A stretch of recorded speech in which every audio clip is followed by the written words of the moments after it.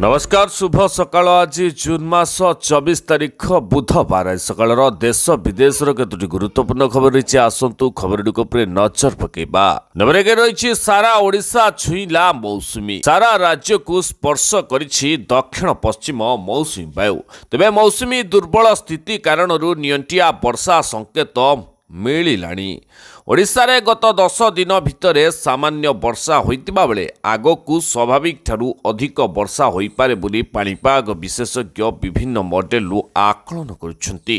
पाणीपाग विशेषज्ञ सुरेंद्रनाथ पशुपालक कहते जे आरसीपी ग्लोबल एंड आकलन अनुजाई मौसुमी मुख्यतः समय जुलाई अगस्त सेप्टेम्बर मध्य ओडिशार विशेषकर उत्तर उपकूल जिलागुड़िक स्वाभाविक किंवा स्वाभाविक ठारू सामान्य अधिक वर्षा हेब। नवदीय रही जुलाई 4 रे गृह मंत्री 9 रे उपराष्ट्रपति आसबे बहु समवाय प्रकल्पर शिलान्यास करेंगे अमित शाह। राज्य सरकार का 2 वर्ष पूर्ति कार्यक्रम में राष्ट्रपति और प्रधानमंत्री जोगदे विभिन्न योजनार उद्घाटन और शिलान्यास करथिले। जुलाई रे उपराष्ट्रपति सीपी राधाकृष्णन एवं केंद्र स्वराष्ट्र और समवाय मंत्री अमित शाह आसबे विभिन्न प्रकल्पर उन्मोचन और शिलान्यास करेंगे। एने गतकाली मुख्य सचिव अनुगर्ग एक प्रस्तुति बैठक समीक्षा करथिले। मिलिଥିବା सूचना अनुसार जुलाई 9 रे ओयूटी रे अनुष्ठित हेबाकु थिबा गभीर समुद्र अंचल रे मत्स्य संपद स्थायी उपयोग पई लेटर ऑफ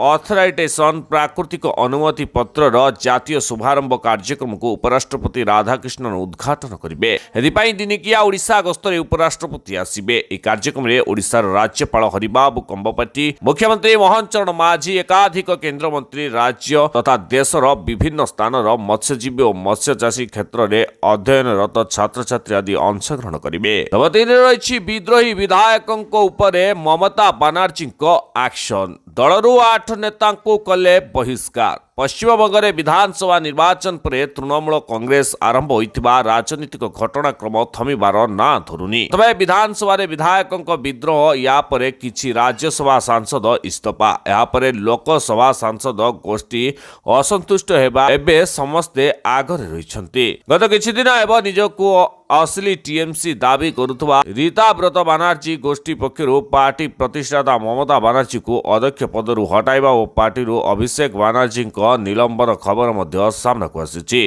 निजे ममता विद्रोही उपरे बड़ धरणर कार्यानुष्ठान ग्रहण करी और प्राय फिराद हाकिम सहित 8 जन को दलरू बाहर कर दैछंती। नंबर 4 रही विद्रोह स्तर में वृद्धि पाइब चीनी मूल्य। दुईटी कारण पाई संकटर सम्मुखीन होउछि आखु फसल। पूर्व अमेरिका इस्राएल एवं ईरान सहित दीर्घकालीन संघर्ष जो विश्व में एक बड़ तैल संकट सामना करथिला।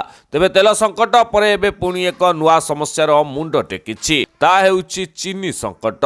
एलिनो जोगु चलित वर्ष मौसुमी मंथर रही एवं आखु अमल ह्रास पाइबा फल चीनी उत्पादन ह्रास पाइबारे कम उत्पादन आशंका एवं इथानल व्यवहार जो भारत अतिकम 3 वर्ष पाई चीनी रप्तानी बंद करें। भारत में घरोई चीनी स्टॉक विगत 30 वर्ष सर्वनिम्न स्तर को खसी पारे। विश्वर द्वितीय बृहत चीनी रप्तानी भाव में भारत यह निष्पत्ति वैश्विक स्तर में चीनी मूल्य वृद्धि आनीपे। नंबर 5 रही गायिका अलका याग्निक को मिला पद्मभूषण। पीएम मोदी पाद छुई नेले आशीर्वाद। मंगलवार राष्ट्रपति द्रौपदी मुर्मू द्वितीय पर्यायर पद्म पुरस्कार प्रदान करछंती। 65 जन प्रमुख व्यक्ति को पद्म पुरस्कार सम्मानित कर दैछि।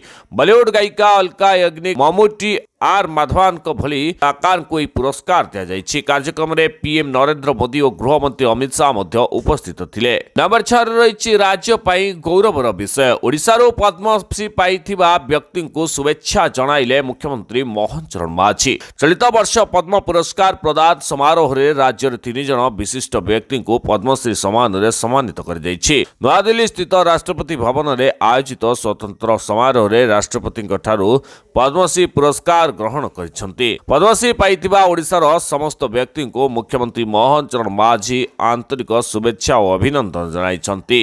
साहित्य और शिक्षा क्षेत्र में मयूरभंजर चरण हेम्ब्रम, कला क्षेत्र में गंजाम गुरु सीमाचल पात्र एवं कटक तिगिरिया विशिष्ट बांध शिल्पी शरद कुमार पात्र साधना समग्र राज्य पई अत्यंत गौरवर विषय। नंबर 7 रही सिंधु जल चुक्ति को नहीं युद्ध धमक देइथिला पाकिस्तान।